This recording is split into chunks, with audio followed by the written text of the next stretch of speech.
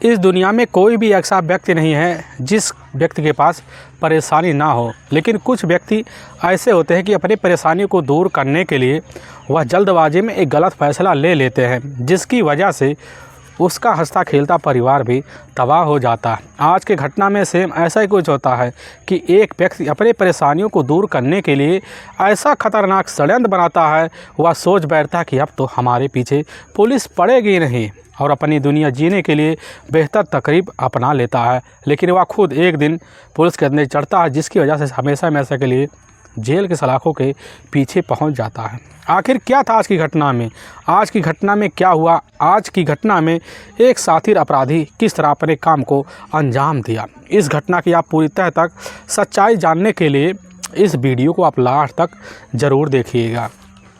नमस्कार दोस्तों, मैं प्रदीप कुमार आपको इस स्टडी बात चैनल पे मैं स्वागत करता हूं। दोस्तों आज की यह जो सच्ची घटना है, यह घटना सुनाने से पहले मैं आपसे एक छोटा सा रिक्वेस्ट करता हूं, क्योंकि आप अगर इस चैनल पर नए आए हुए हैं और पहली बार आए हुए हैं तो एक बार जाकर आप अपने इन्हीं प्यारे हाथों से आप इस चैनल को सब्सक्राइब ज़रूर कर दीजिएगा, ताकि आपकी वजह से आज यह जो वीडियो है वीडियो काफ़ी लोगों तक पहुंचाया जा सके, और उसके लिए हम आपके तहे दिल से शुक्रगुजार रहेंगे। दोस्तों आज की यह जो सच्ची घटना है, यह घटना ठीक है उत्तर प्रदेश और उसी का एक मैनपुरी ज़िला पड़ता है, और ठीक उसी का ही एलाऊ कस्बा लगता है, और ठीक उसी में ही नगला लालमन गांव पड़ता है। मैं बात कर रहा हूं उसी नगला लालमन गांव के रहने वाले दो भाई होते हैं, जिनका गांव में काफ़ी नाम भी होता है। जिसके बड़े भाई का नाम होता है ठीक यशपाल और छोटा भाई होता है शेषपाल। दोनों खेती किसानी कर अपने परिवार का गुजर बसर कर ही रहे होते हैं। और तभी मैं बात कर रहा हूँ ठीक 17 मार्च साल 2021 का ही, तो सुबह का वही लगभग अब 7:30 बजे के आसपास टाइम होता है। तो उसी वक्त दोनों जो भाई होते हैं वह अपने ही गांव से बाहर निकल जाते हैं। लगभग गांव से बाहर 1 किलोमीटर दूर चलते हैं तो इधर जल्लापुर निवासी दिनेश यादव का खेत होता है। उसी के करीब जैसे पहुंचते हैं तो देखते हैं कि झाड़ी है, झाड़ी के साइड में एक युवती का दोनों पाँव दिख रहे हैं। यह नज़ारा देखकर इधर शेषपाल और साथ में यशपाल दोनों वहीं चौक से जाते हैं। ऐसा लगता है कि हमारे पैरों के नीचे से ज़मीन सी खिसक गई है। देखने में उस युवती की जो उम्र होती है लगभग 22 से 25 साल के बीच होता है, लेकिन शेषपाल और साथ में यशपाल जैसे दोनों करीब जाते हैं, देखते उस युवती के दाहिने कटपट्टे पर किसी जलाए जाने के निशान होते हैं। शेषपाल और यशपाल दोनों वहीं दहल से जाते हैं और उसी समय उस युवती की पहचान करने के लिए जैसे ही डेड बॉडी को वह पलटा मारते हैं, देखते वह तो हमारे ही गांव के रहने वाले फेरू सिंह हैं और उनकी बेटी कल्पना है।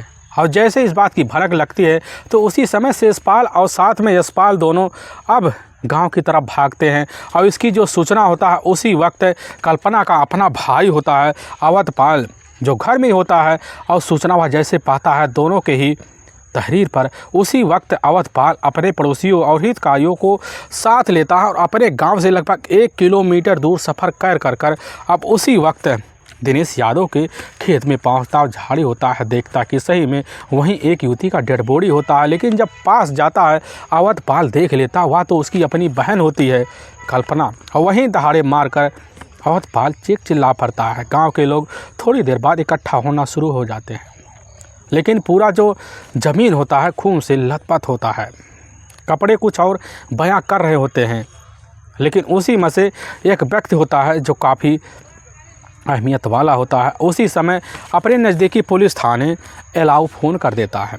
अब वहाँ के थाना प्रभारी सुरेश चंद्र शर्मा जैसे ही खबर पाते हैं तो उसी समय इसकी जो सूचना होता है उसी समय फोरेंसिक टीमों तक भिजवा देते हैं और साथ में अपने हिसाब से डॉग स्क्वाड की टीमों तक भिजवा देते हैं। और सुरेश चंद्र शर्मा अपनी जिप्सी लेते हैं, कुछ मिनट का सफ़र तय कर अब उसी वक्त जल्लापुर गांव पहुंचते हैं और दिनेश के खेत के करीब जाते हैं। देख ग्रामीणों का जो जमावड़ा है देखते हैं वह खेतों में तो पूरी तरह से उमड़ पड़ा है, लेकिन ग्रामीण के जमावड़े जो लोग होते हैं और जैसे पुलिस की जिप्सी देखते हैं तो उसी वक्त अपने आप छट सा जाते हैं। कुछ मिनट लगता है थाना प्रभारी को अंदर दाखिल होते हुए। काफ़ी कांस्टेबल होते हैं जो उसी समय भीड़ों को हटाते हैं। हटने के बाद वह सुरेश चंद्र शर्मा जो होते हैं भीड़ में दाखिल हो जाते हैं। देखते हैं कि जो झाड़ी है उसी झाड़ी में एक युवती की डेड बॉडी पूरी तरह से ज़मीन से लथपथ खून से अवस्था में अब पड़ी होती है। थाना प्रभारी डेड बॉडी को अच्छी तरह से निरीक्षण करते हैं, तभी फोरेंसिक टीम भी आ जाती है और अपने हिसाब से डेड बॉडी का निरीक्षण करके से सबूत जुटा लेती है। इधर वहीं पर खड़े अवधपाल से पुलिस पूछने लग जाती है कि आखिर यह सब कैसे हुआ। वहीं कल्पना का भाई अवधपाल जब होता है कहने लग जाता कि साहब सुबह का टाइम लगभग 5 बजे के आसपास जब टाइम होता है तो उसी वक्त अपनी बहन होती है कल्पना दिशा मैदान के लिए हाथ में एक लोटा लिए घर से बाहर निकली हुई थी। लेकिन साहब जब 2 घंटे का वक्त बीत जाता है तो अपनी बहन कल्पना की तलाशी करते हैं, आस पड़ोसी में पूछताछ करते हैं, लेकिन वहाँ पर भी कल्पना का अता पता नहीं चलता है। और जब 2 घंटे का वक्त बीत जाता है तभी साहब हमें आपके ही द्वारा इस बात का पता चला। यह बात थाना प्रभारी अवध उधर जाकर पाल से जब सुनते हैं, सुनने के बाद सोने से मन मजबूर हो जाते हैं कि यहाँ पर कल्पना कैसे आई और किसकी वजह से आई, आखिर यह सब कारनामा कौन कर सकता है। पुलिस की टीम जो होती है अवधपाल से कहने लग जाती है कि आपको क्या लग रहा, आपकी बहन के साथ ऐसा कौन कर सकता है। अवधपाल पुलिस के सामने होता है, कहने लग जाता कि साहब हमें नहीं पता हमारी बहन कल्पना के साथ ऐसी हरकत कौन कर सकता है, हमें साहब किसी पर शंका नहीं हो रहा है। थाना प्रभारी सोचते हैं कि चला जाए, बॉडी का अच्छे से निरीक्षण कराने के बाद पोस्टमार्टम हाउस भिजवाने के लिए तैयारी किया जाए। तभी उसी वक्त वहां पर डॉग स्क्वाड की टीम आ जाती है। डॉग स्क्वाड की टीम आती है, पूरे खेतों में अफरा तफरी मचा देते हैं। सुराग के लिए काफ़ी डॉग स्क्वाड की टीम मेहनत भी करते हैं, लेकिन कोई हाथ में सुराग नहीं लग पाता। अवधपाल के ही बातों में पुलिस जो होती है उस समय उलझ से जाती है कि आखिर जो लोटा होता है वह लोटा कल्पना का कहाँ चला गया। अब पुलिस के सामने केस में आगे चैलेंज पे दर चैलेंज बढ़ता चला जाता है। थाना प्रभारी सुरेश चंद्र शर्मा काफ़ी मुश्किल में पड़ जाते हैं कि आखिर इस केस को सुलझाने के लिए कौन सा तरीका अपनाएं और किससे पूछताछ आगे करें। लेकिन तभी देखते हैं जैसे पोस्टमार्टम के लिए तैयारी कर रहे होते हैं उसी वक्त गांव के कुछ विरोधी होते हैं वह पहुंच जाते हैं और उसी वक्त कल्पना के बॉडी को पोस्टमार्टम ले जाने के लिए मना करते हैं, अपने जिद पे अड़ जाते हैं। लेकिन सुरेश चंद्र शर्मा जैसे इस हलचल को देखते हैं अपने से बड़े अधिकारी एसएचओ को फ़ोन कर देते हैं। एसएचओ भी खबर पाते आते हैं तो वहाँ जितने भी विरोधी लोग होते हैं उनको उसी वक्त समझाना शुरू कर देते हैं। कहने लग जाते हैं कि जिसने भी कल्पना की इस तरह बेरहम तरीके से हत्या की गई है और करवाई हुई है उस हत्यारे को हम जल्द से जल्द पकड़ेंगे और यहाँ तक कल्पना के ही मोबाइल नंबर से ही उस हत्यारे तक हमारी टीम पहुँचेगी और जल्द से जल्द जेल के सलाखों के पीछे कल्पना के हत्यारों को पहुँचाएंगे। काफ़ी तरह के वहाँ पर खड़े जो विरोधी होते हैं उनको सांत्वना दिलाते हैं, तो तरीके से समझाते बुझाते हैं। तभी और टीम भी आ जाती है, अपने हिसाब से वहाँ समझा बुझाकर लोगों को शांत करवाती है और उनकी सहमति लेती है। कल्पना के बॉडी को उठाकर अपने ही नज़दीकी जो सरकारी अस्पताल होता है अब उसी में पोस्टमार्टम हाउस भिजवा देती है। पुलिस की टीम अपने हिसाब से जांच पड़ताल करने के लिए वहाँ से तुरंत अपने थाने चली जाती है। आने के बाद अब 4 टीमों की उसी समय गठन करती है, अपने हिसाब से गठन करके जांच पड़ताल के लिए लगा देती है। तभी घटना के 24 घंटे वक्त बीत जाते हैं। उसी वक्त थाने में कल्पना का अपना जो भाई होता है अवधपाल दाखिल हो जाता है और पुलिस के सामने धड़धड़ा कर कहने लग जाता कि साहब हमारे बहन का हत्यारा कोई और नहीं है, हमारे ही गाँव के रहने वाला एक शिक्षक है जो ठीक पास ही कुरावली जो प्राथमिक विद्यालय है उसी में जाकर एक प्राथमिका तौर पर तैनात है। लेकिन उसका ही अपना एक छोटा भाई होता है साहब विक्रम भी हमारे ही बहन का इस तरह हत्या देने में पूरी तरह से साथ है, हमें पूरी तरह से यकीन हो रहा है। अब विक्रम जो होता है गांव में रहकर लोगों का मदद करने के लिए, सहयोग करने के लिए सेवा जनार्दन का काम किया करता था। अब पुलिस की टीम जैसे ही इधर अवधपाल के बातों में पड़ती है, पता चलता है इधर विक्रम और साथ में जाकर दिनेश पूरी तरह से पुलिस के शक के घेरे में आने के लिए पूरी तरह से तैयार खड़े हो जाते हैं और पुलिस की टीम जो होती है अवधपाल के तहरीर पर दोनों के ऊपर नामजद मुकदमा दर्ज कर लेती है और उसी वक्त एक टीम भेजती है और टीम के तहत जो होता है जैसे ही उनके घर पुलिस पहुंचती है पता लगता है विक्रम और साथ में दिनेश दोनों घर छोड़ के फरार हैं। पुलिस का जो शंका होता है और बढ़ जाता है कि बस करो, इन्हीं दोनों का हाथ कल्पना को इस दुनिया से जुदा करने में। पुलिस की टीम उसी वक्त इन दोनों की तलाशी करने के लिए जब लगती है तो काफ़ी लोगों से, गांव वालों से पूछताछ भी किया जाता है। लेकिन इधर ना दिनेश और ना विक्रम के बारे में कोई अहम सबूत मिलता है कि पुलिस अब उनके पीछे पड़े।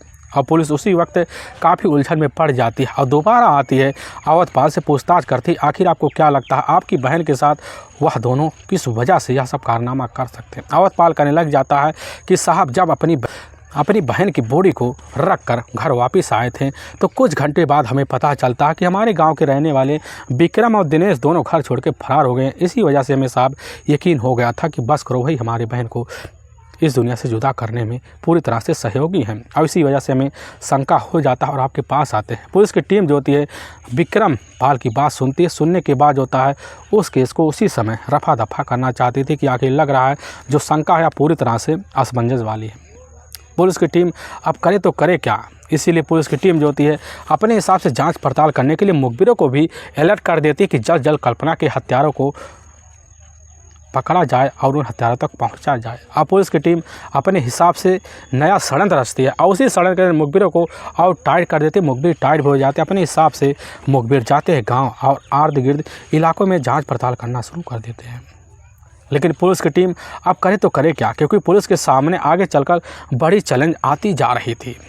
और इसी वजह से एसएचओ भी काफ़ी गंभीर हो जाते हैं और थाना प्रभारी सुरेश चंद्र शर्मा भी गंभीर हो जाते हैं कि आखिर अब करे तो करे क्या, आखिर कल्पना का हत्यारा कौन हो सकता है। और तभी शाम के टाइम में ही इधर कल्पना का ही पोस्टमार्टम रिपोर्ट आ जाता है, जिसमें पुलिस के सामने पूरी तरह से चौंकाने वाला खुलासा हो जाता है कि कल्पना के कनपट्टी पे लगभग 203 गोलियां दागी गई होती। साथ में दाया जो कंधा होता है उसी कंधे पर काफ़ी चोट के निशान होते हैं, जिसकी वजह से लगता है कि कल्पना ने पहले अपनी जीवन समाप्त करने से पहले काफ़ी संघर्ष किया होगा। पुलिस को उम्मीद हो जाता है कि ज़रूर कल्पना का कोई अपना करीबी होगा जो इस तरह घटना स्थल पर घटना को अंजाम दिया होगा। पुलिस की टीम जो होती है उसी समय और अलर्ट होते हुए सबसे पहले कल्पना के मोबाइल नंबर लेती है अवधपाल से ही, क्योंकि अवधपाल पुलिस के सामने यही बात पहले ही कह चुका होता है कि हमारी जो अपनी बहन होती है उसके पास एक बहुत पुरानी मोबाइल होता है, उसी मोबाइल से वह बात कर रही होती है। लेकिन सुबह के टाइम मोबाइल तो वह घर पर चार्जिंग लगाकर छोड़ गई थी। अब पुलिस को यह बात अब भनक लग चुकी होती है, इसीलिए पुलिस की जो टीम होती है घर आती है, अवधपाल से ही कल्पना का मोबाइल नंबर अपने कब्जे में लेती है और लेकर उसे CDR डिटेल के लिए भेज देती है। पुलिस के सामने CDR डिटेल भी निकल के आ जाता है कल्पना के मोबाइल नंबर का।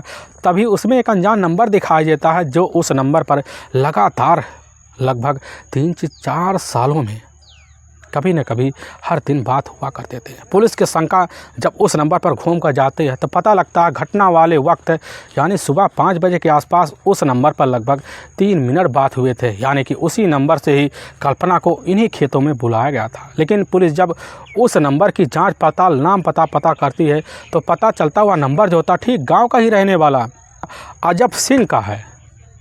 अजब सिंह जो होता है एक शादीशुदा होते हुए बावजूद, 2 बच्चों का पिता होते हुए बावजूद इस तरह अब कल्पना की प्रेम संबंध में उमड़ पड़ता है।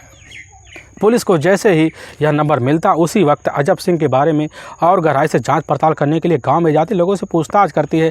पता चलता है कि कई सालों से अजब सिंह और साथ में कल्पना के बीच प्रेम संबंध चल रहे हैं। और इसकी जानकारी जब हुई इधर परिवार वालों को तो वह भी उसके खिलाफ हो गए थे। अब पुलिस को जैसे ही अजब सिंह के बारे में इतनी सबूत मिलती है पुलिस को एक जो था उजाला दिख जाता है और पुलिस की टीम थाना प्रभारी सुरेश चंद्र शर्मा जो होते हैं एसएचओ के साथ मिलकर उसी वक्त अजब सिंह की तलाशी करने के लिए सबसे पहले उसके मोबाइल नंबर पर कॉल करते हैं, लेकिन मोबाइल नंबर बंद बता देता है। बड़ी उलझन में फंस जाते हैं, लेकिन बिना टाइम गंवाए अजब सिंह का मोबाइल नंबर सर्विलांस पे डाल देते हैं ताकि जल्द जल्द हमारे हिरासत में आ सके। और पुलिस की टीम जो होती है उसी वक्त सर्विलांस की मदद से अजब सिंह की तलाशी करती है। लेकिन तभी सर्विलांस की मदद से ही पता चलता कि इस समय अजब सिंह जो होता अपने ही ससुराल फर्रुखाबाद में जाकर अपने ही ससुराल वालों के साथ घर में बैठा हुआ है। और पुलिस की टीम सर्विलांस की मदद से खबर पाती बिना टाइम गंवाए दूसरे दिन जाती है। इधर जाकर ठीक गुरुवार के दिन ही अजब सिंह को उसके इस ससुराल से धर दबोचती और थाने ले आती है। और जब थाने ले आती है, जब थोड़ी सी शक्ति दिखाती है अजब सिंह पुलिस के सामने, उसी समय कल्पना के हत्या का राज खोलते हुए कहने लग जाता कि साहब हमारे ही कहने पर कल्पना जो होती है ठीक अपने ही गांव से 1 किलोमीटर दूर दिनेश यादव का जो खेत पड़ता उसी में कल्पना से मिलने के लिए हमने खुद कल्पना को फ़ोन कर अपने पास बुलाया हुआ था। लेकिन साहब हमारे ही कहने पर कल्पना जो होती है खेत का बहाना कर वहाँ पर चली जाती है और फिर हम वहाँ पहुँचते हैं। लेकिन जैसे ही साहब हमारे बीच कल्पना से कुछ बातें होते उसी वक्त कल्पना के घर वाले वहाँ पहुँचते हमें बात करते हुए देख लेते हैं और उसी वक्त कल्पना की काफ़ी बेरहम तरीके से वहीं पिटाई करते हैं। कुछ वक्त जो होती है कल्पना जब वहीं चीख चिल्ला पड़ती है तो उसका जो अपना भाई होता है, कुछ उसके हितकारी होते हैं, अपने ही पास एक रिवॉल्वर निकालते अपनी बहन के करपट्टी पे लगाकर ज़ोर से एक के बाद एक गोलियां दाग देते हैं, जिसकी वजह से कल्पना वहीं हमेशा में से लगे ज़मीन पर सो जाती है। लेकिन साहब जैसे यह नज़ारा देखते हैं तो उसी वक्त हम भी डर जाते हैं और अपनी ही प्रेमिका को छुड़ाने के लिए करीब जाते हैं। लेकिन साहब हमें पकड़ कर फिर साहब ज़ोरों से वहीं पर मेरी बहुत पिटाई कर दी। इसके बाद मुझे वहाँ पर मुंह बंद करने की बड़ी हिदायत दे दी, जिसकी वजह से साहब मैं डर गया, कुछ बोल नहीं पाया। लेकिन थोड़ी देर बाद उन लोगों ने मुझे बोलेरो में बैठाया और बैठा कर ठीक यहीं कुछ दूर पास ही ले जाकर फर्रुखाबाद के ही करीब एक सुनसान रास्ते पर छोड़ दिया। लेकिन साहब उसी वक्त एक राहगीर आ रहा था और उसकी वजह से मैं वहाँ अस्पताल में पहुँच गया और वहीं पर मेरा इलाज हुआ। लेकिन वहाँ से मुझे तुरंत ही दूसरी जगह रेफ़र कर दिया गया। फिर वहाँ से मैं ठीक होने के बाद अपने ससुराल जाकर बैठ गया साहब। लेकिन पुलिस जैसे यह बात पूछती है तो कहने लग जाती है आखिर तुमने जो होता है इससे पहले यह सब अगर कारनामा हुआ था तो पुलिस को सूचना उस वक्त क्यों नहीं दिया। अब यह बात जैसे ही अजब से सुनता है, सुनने के बाद पुलिस की उलझनों में फंस जाता है, जिसकी वजह से वह खुद उसके चेहरे पर कुछ रौब दिखाई देते हैं और पुलिस अपनी सख्ती दिखाते ही वह और ज़्यादा टूट जाता, कहने लग जाता कि साहब हमने जो किया बड़े ही सड़न तरीके से किया और जल्दबाजी में किया, इसके लिए हम खुद जो होता है एक अपराधी हैं। लेकिन पुलिस के सामने जो सच्चाई रखता है और रखने के बाद पुलिस की जो टीम होती है काफ़ी सबूतों के बिना पर जो सच्चाई सबके सामने लाती है, इसे सुनने के बाद लोगों को तो अपने कानों पर कतई यकीन भी नहीं होता कि एक अपराधी इतने साथी तरीके से अपने काम को अंजाम कैसे दे सकता है, आखिर अकेले ही। लेकिन जो सच्चाई लोग सुनते हैं, सुनने के बाद उनके कानों पर विश्वास होने वाला कुछ बचता ही नहीं है। असल में इसी उत्तर प्रदेश का ही मैनपुरी ज़िला पड़ता है और उसी का ही एलाऊ एक कस्बा पड़ता है और उसी का ही नगला लारमन गांव पड़ता है। अब उसी गांव के रहने वाले होते हैं फेरू सिंह, अब जिनके टोटल 2 बच्चे होते हैं। लेकिन उनके पास इतनी खेती की ज़मीन नहीं होती है कि उसकी वजह से अपने दोनों बच्चों का अच्छे तरीके से पालन पोषण कर सके।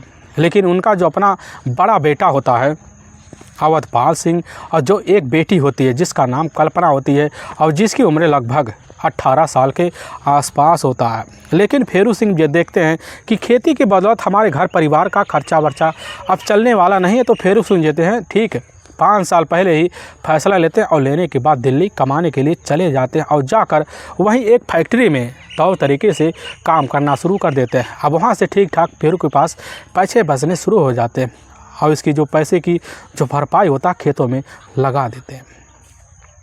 इधर अवधपाल जो होता है अपने घर की जिम्मेदारी, अपने बहन का पढ़ाई लिखा का खर्चा देखने के लिए जो होता है वह अपनी बहन के पढ़ाई के लिए भरपूर कोशिश करता। जाकर एक दिन रंग लाती है और उसकी जो बहन होती है अपने ही स्कूल के जो कॉलेज होता है अपनी कक्षा में उत्तीर्ण हो जाती है, जिसकी वजह से अवधपाल अब खुश हो जाता है, आगे की पढ़ाई के लिए और जिम्मेदारी उठाना शुरू कर देता है। लेकिन आगे की जो पढ़ाई होता है इधर कल्पना का मन अब नहीं लग पाता, ना लगने की वजह से कल्पना जो होती है आकर अब घर गृहस्थी में उलझ से जाती है और उलझते ही अपने जिम्मेदारियों में पूरी तरह से घुल मिल जाती है। लेकिन जैसे ही कल्पना इधर 18 साल का वर्ष पार करती है तो उसी वक्त अपनी जो दहलीज होती है और बढ़ाना शुरू कर देती है।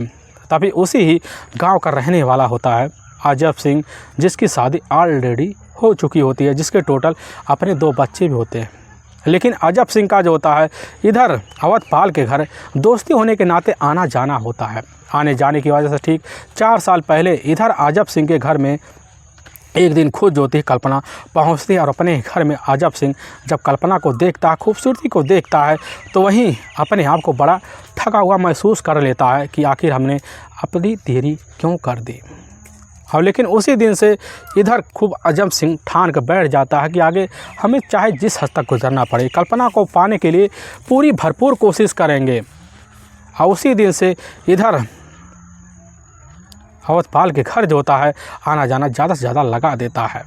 आने जाने की वजह से उसकी जो नज़र होती कल्पना पर हर वक्त पड़ती, और जब कल्पना से पानी मांगने के बहाने कल्पना के कुछ अस्वस्थ शरीर को स्पर्श कर लेता, जिसकी वजह से कल्पना भी भाप जाती है कि आखिर अजब सिंह अब चाहता क्या है। लेकिन अजब सिंह का जो शरीर होता है हट्टा कट्ठा होता है, हर तरह जवाब देने लायक होता है। कल्पना जो होती है उसके हट्टे कट्टे शरीर को देखकर उसके ओर खिंची चली जाती है, लेकिन खींचे हुए जो तरीका होता है दोनों के बीच अब उलझने भरी फंस जाती हैं, लेकिन मुलाकातें में बदल जाती हैं। और यहाँ तक कि अब अवधपाल की गैर मौजूदगी में अजब सिंह का जो होता अवधपाल के घर आना जाना शुरू हो जाता है, और वहीं कल्पना से मीठी मीठी बातें कर कर अपनी बातों में लेना शुरू कर देता है। लेकिन ऐसे लेते लेते कल्पना के मन में पूरी तरह से अजब सिंह समा जाता है, और दोनों उसी दिन से मोबाइल नंबर शेयर कर लेते हैं। और करने के बाद दोनों रात दिन मोबाइल पर बात करना शुरू कर देते हैं, और करने की वजह से दोनों के बीच प्रेम संबंध तक हो जाते हैं। यहाँ तक कि दोनों शादी का फैसला भी ले लेते हैं।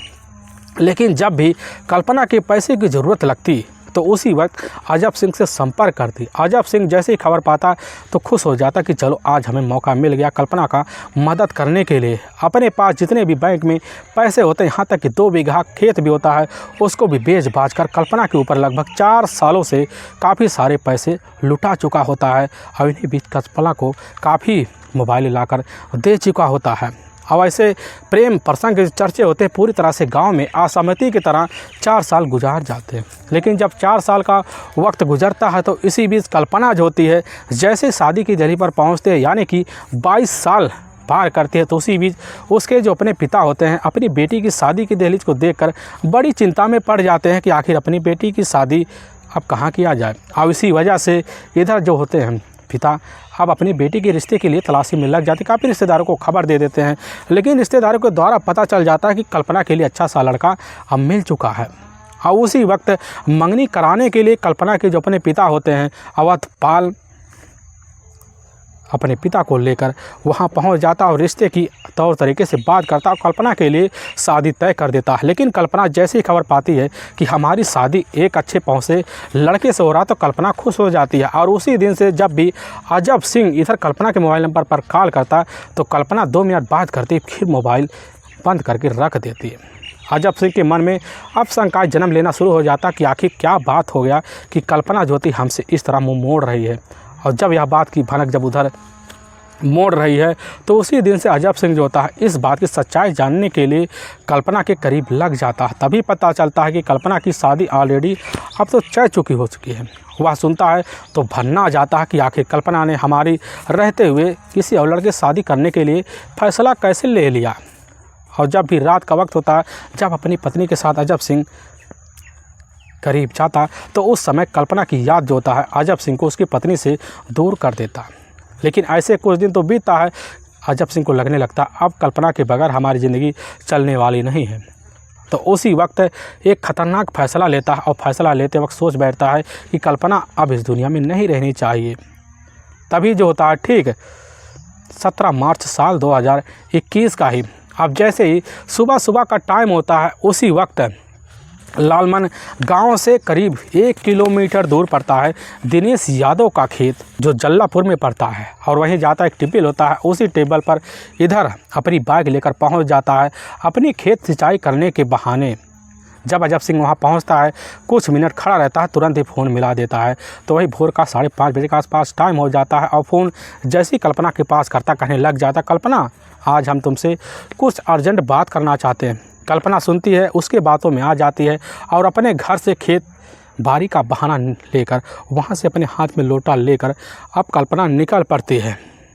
लेकिन अवधपाल की जो नज़र होता है अपनी बहन के ऊपर पड़ जाता है, उसको पूरी तरह से यकीन हो जाता है कि हमारी बहन अब जो होता है खेत बाड़ी के लिए जा रही है। वह कुछ पूछता चाहता नहीं है, लेकिन कल्पना जो होती है कुछ मिनट का सफ़र तय कर कर दिनेश यादव के खेत में पहुँच जाती है। और अपने ही सामने इधर जो होता खुद अजब सिंह जब कल्पना को देखता है करीब जाता है और अपने ही हाथ दोनों कल्पना के कंधे पर रख देता है। कहने लग जाता कल्पना आखिर हम तुम्हारे बारे में क्या सुन रहे हैं, आखिर तुम क्या चाहती हो, क्या हमारे 4 सालों के प्रेम संबंध की इस अहम अहमियत को तुम एक ही पल में भूल जाओगी। हमें पता हो गया तुम्हारी शादी तय हो गई है। कल्पना यह बात सुनती है तो बेधड़क कह बैठती कि हमारी जो शादी जहाँ हो रही है हमारी शादी वहाँ होने दो। आखिर 4 साल का जो मोड़ था वह एक ही पल में भूल जाओ तो तुम्हारे लिए अच्छा होगा। यह बात सुनता अजब सिंह एकदम दहल सा जाता करने लग जा। कल्पना, एक ही पल में कोई अपने इन 4 सालों के प्यार को कैसे भुला सकता है? इसके बारे में तुम कैसे सोच सकती हो? कल्पना कह देती है, आज के बाद हमारा और तुम्हारा